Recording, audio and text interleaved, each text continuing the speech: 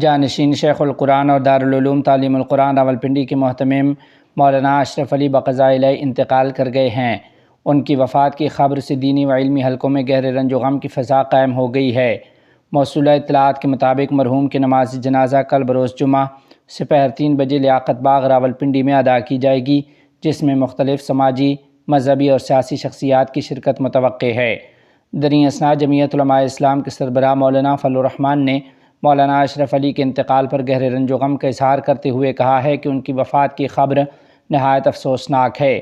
انہوں نے دعا کی کہ اللہ کریم مرحوم کی خدمات جلیلہ کو شرف قبولیت عطا فرمائے اور انہیں صدقہ جاریہ بنائے۔ انہوں نے مزید کہا کہ مرحوم کی طویل علالت کو اللہ تعالیٰ ان کی بشری لغزشوں کا کفارہ اور درجات کی بلندی کا ذریعہ بنائے۔ مولانا فضل الرحمان نے دارالعلوم تعلیم القرآن اور خانوادہ مولانا غلام اللہ خان رحمۃ اللہ علیہ کی دینی خدمات کو خراج تحسین پیش کرتے ہوئے دعا کی ہے کہ اللہ تعالیٰ ان خدمات کو جاری و ساری رکھے۔